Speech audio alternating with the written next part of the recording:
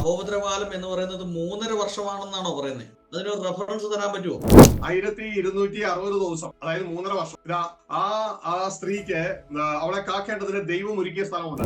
നമ്മളുടെ ദൈവത്തിന്റെ ഉത്തരവാദിത്തമായിട്ട് തന്നെ ദൈവം എടുത്ത് കാത്തു രക്ഷിക്കുകയാണ്, സഭയെ കാത്തു രക്ഷിക്കുകയാണ്. അപ്പോ അവിടെ ഒരു കാലോ ഇരുകാലോ അരക്കാലോ, ഒരു കാലം എന്ന് വെച്ചാൽ 1 വർഷം, ഇരുകാലം എന്ന് വെച്ചാൽ 2 വർഷം, അരക്കാലം എന്ന് വെച്ചാൽ അര വർഷം, 3.5 വർഷം അവരെ പോറ്റി രക്ഷിക്കുന്ന ഒരു കാലത്തെ കുറിച്ച് ഇവിടെ പറയുന്നുണ്ട്.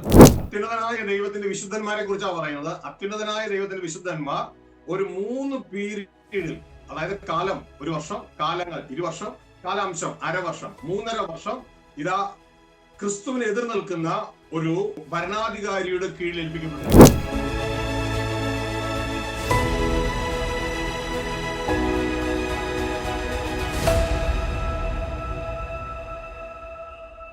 ഈ മഹോദരകാലം എന്ന് പറയുന്നത് 3.5 വർഷമാണെന്നാണോ പറയുന്നത്? മഹോദരകാലം എന്ന് 3.5 വർഷം എന്നുള്ളതാണ് ആ പീരീഡ്. 3.5 വർഷം എന്നാണ് വിശുദ്ധ ബൈബിൾ പറയുന്നത്. അപ്പോ എല്ലായിടത്തും ദാനിയേൽ പ്രവാചകന്റെ പുസ്തകത്തിലും പറയുന്ന 3.5 വർഷമാണ്. അതിനൊരു റെഫറൻസ് തരാൻ പറ്റുമോ? റെഫറൻസ് തരാം. ഓക്കെ, വെളിപ്പാട് പുസ്തകം 12-ാം അധ്യായം പലയിടങ്ങളിലായിട്ടുണ്ട്. 1:12-6 അവിടെ സ്ത്രീ മരുഭൂമിയിലേക്ക് ഓടിപ്പോയി. സിസ്റ്റർ ഒന്ന് വായിച്ചേ. സ്ത്രീ മരുഭൂമിയിലേക്ക് ഓടിപ്പോയി, അവിടെ അവളെ 1260 ദിവസം പോറ്റേണ്ടതിന് ദൈവം ഒരുക്കിയ ഒരു സ്ഥലം അവൾക്കുണ്ട്.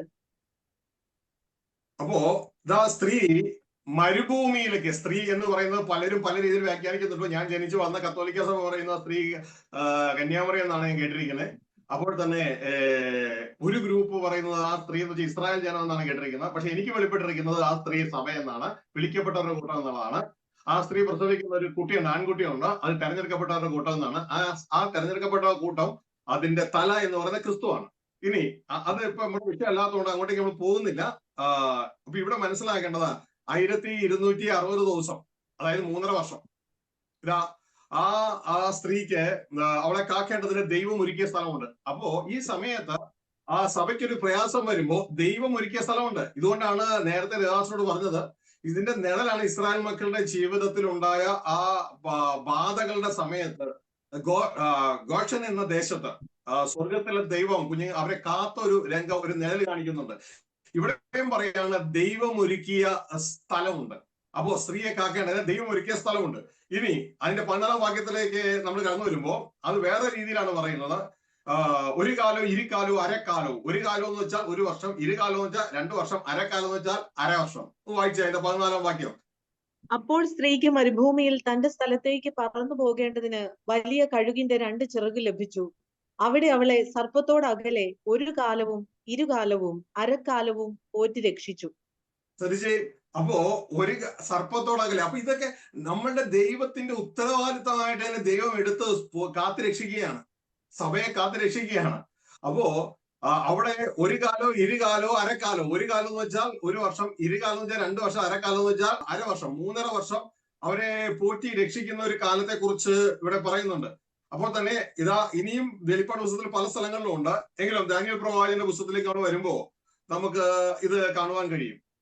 ദാനിയേൽ പ്രവാചകന്റെ പുസ്തകം അതിന്റെ 7-ാം അധ്യായം 25-ാം വാക്യത്തിൽ ഇത് അത്യുന്നതനായ ദൈവത്തിന്റെ വിശുദ്ധന്മാരെ ഒടുക്കിക്കളയുന്ന ഒരു പീരീഡ് ഉണ്ട്. ഒടുക്കിക്കളയുന്ന ഒരു പീരീഡ്. അതിന്റെ 7-ന്റെ 24 വായിച്ച്. ഈ രാജ്യത്തു നിന്നുള്ള 10 കൊമ്പുകളോ എഴുന്നേൽപ്പാനിരിക്കുന്ന 10 രാജാക്കന്മാരാകുന്നു. അവരുടെ ശേഷം 25 വായിച്ച്.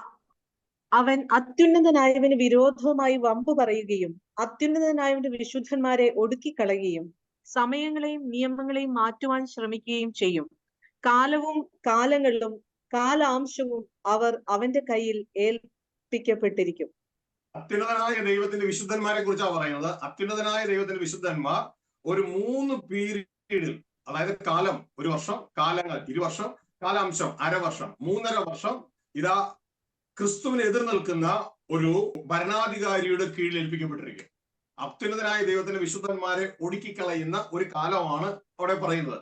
എന്നാൽ ഇവിടെ ഒടുങ്ങിപ്പോകുന്നത് കൊണ്ട് ആരും ഭയപ്പെടേണ്ട, നമ്മൾ ഇല്ലാതെ ആകുന്നില്ല. ഒരുവൻ പുതിയ സൃഷ്ടിയിലായാൽ ഇവിടെ ആരും ഭയപ്പെടേണ്ട ആവശ്യമില്ല. പഴയ സൃഷ്ടിയെ മാത്രമേ ഒതുക്കി കളയാനായിട്ട് ഈ ലോകത്തിന് കഴിയൂ. എന്നാൽ ക്രിസ്തുവിൽ നാം പുതിയ സൃഷ്ടികളാണ്. പുതിയ സൃഷ്ടികളെ ഒടുക്കുവാൻ കഴിയുകയില്ല. പുതിയ സൃഷ്ടിയെ ഒടുക്കാൻ നോക്കുന്നത് തന്നെ പുതിയ സൃഷ്ടിയുടെ നന്മയാണ്. ഇത് മനസ്സിലാക്കിയാൽ നമുക്ക് നന്മയാണ്. ഇന്നത്തെ ഈ വിഷയം എന്ന് പറയുന്നത് എന്റെ സഹോദരങ്ങളായ ഞാൻ സ്നേഹിക്കുന്ന, ഞാൻ പ്രാർത്ഥിക്കുന്ന സഭയുടെ വിഷയം എന്ന് പറയുന്നത് വേറെ ഒന്നുമല്ല. അവരിങ്ങനെ വിശ്വസിക്കുന്നത്, അവർ എന്തറിഞ്ഞോ അതിലാണ് അവർ വിശ്വസിക്കുന്നത്. അവർക്ക് പുതിയ സൃഷ്ടിയെ കുറിച്ച് ഒന്നും അറിയില്ല. ഇതാണ് വിഷയം. ദൈവത്തിന്റെ വചനം പറയുന്നു, ഇനി ജഡത്തിലെ ഈ ശരീരത്തിലെ അഗ്രചർമ്മമോ പരിച്ഛേദനമോ ശരീരത്തിന്റെ നിയമങ്ങളല്ല കാര്യം, പുതിയ സൃഷ്ടി അത്രേ കാര്യം എന്ന് ദൈവത്തിന്റെ വചനം പറയുമ്പോൾ പുതിയ സൃഷ്ടിയെ കുറിച്ച് അറിവില്ലാത്ത എന്റെ സഹോദരങ്ങൾ ഇങ്ങനെ പറയുന്നതിൽ അതിശയിക്കേണ്ട യാതൊരു ആവശ്യവുമില്ല. ഗലാത്യ ലേഖനം 6:15 വായിച്ചു.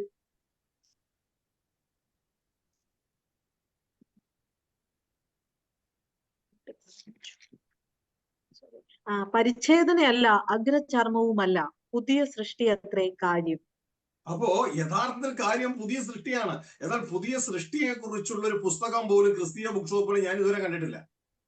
പുതിയ സൃഷ്ടിയെ കുറിച്ച് നാം പ്രസംഗിക്കണം. പുതിയ സൃഷ്ടി എന്ന് വെച്ചാൽ ദൈവരാജ്യത്തിലെ പൗരനാണ്.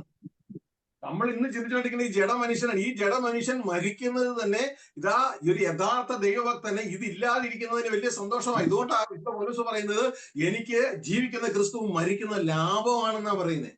അപ്പോ നമ്മൾ ആ ഒരു പുതിയ സൃഷ്ടിയുടെ തലം മനസ്സിലാകാത്തത് കൊണ്ടാണ് എന്റെ സഹോദരങ്ങൾ പലരും ഇങ്ങനെ പറയാനായിട്ട് ഇടയായിരിക്കുന്നത് എന്ന് ഞാൻ മനസ്സിലാക്കുകയാണ്. അപ്പോ ഇതാ ഇനിയും വാക്കുകളുണ്ട്. കർണദാസൻ സാജു ചോദിച്ചതിന് ഒരു 2-3 പേരുടെ സാക്ഷ്യമൊഴിയിൽ ഏതൊരു കാര്യം ഉറപ്പാക്കാം. അപ്പൊ 3 വാക്യങ്ങളിൽ നിന്ന് ഉത്തരം തന്നു. അപ്പൊ ഞാൻ ആ പുസ്തകമൊക്കെ എനിക്ക് കിട്ടി. ഭയങ്കര അനുഗ്രഹമാണ്. ഞാനിപ്പോ ചർച്ചിൽ അത് നന്നായിട്ട് പഠിപ്പിക്കുന്നുണ്ട്. ആ വിഷയങ്ങൾ ഭയങ്കരമായിട്ട് നമ്മുടെ ആത്മീക തല അതുകൊണ്ട് തുറന്നു. അസാധാരണമായ ഒരു കാഴ്ചയിലേക്ക് നമുക്ക് വരാൻ പറ്റി. ഭയങ്കരമായിട്ട് ജനത്തിന് ഭയങ്കര മാറ്റങ്ങളുണ്ട് അത് പറയുമ്പോൾ. മറ്റേ പ്രസംഗങ്ങൾ എന്നൊക്കെ വെച്ച് കഴിഞ്ഞാൽ വെറുതെ പ്രസംഗിക്കാന്ന് മാത്രമല്ല, ഇതാകുമ്പോൾ എല്ലാത്തിനും ഒരു അടുക്കും ചിട്ടയോടെ കൃത്യമായിട്ട് നമ്മൾ അവിടെ എത്തിച്ചേരുന്ന തരത്തിലുള്ള ഭയങ്കര അനുഗ്രഹം. എന്റെ ആത്മീയ ജീവിതത്തിൽ ഭയങ്കര മാറ്റങ്ങൾ ഉണ്ടായി. അതുകൊണ്ടാണ് ഞാൻ ആ പുസ്തകം ഇനി എത്ര പുസ്തകം ഉണ്ടെങ്കിലും മേടിക്കാൻ തയ്യാറാണ്. അതിനകത്ത് ഞാൻ യൂട്യൂബിൽ ഞാൻ കാണുന്നുണ്ട്, ഞാൻ സബ്സ്ക്രൈബ് ചെയ്തിരുന്നു. പിന്നെ ഞാൻ കാണുന്നുണ്ട് ആ മെസ്സേജൊക്കെ. അപ്പൊ അതൊക്കെ പഠിപ്പിക്കുന്നുണ്ട്, ഞാൻ എഴുതിയെടുത്ത് പഠിപ്പിക്കുന്നുണ്ട്. അപ്പൊ അത് കൊള്ളാം. അത് ഭയങ്കര അനുഗ്രഹ പാസ്റ്റർ.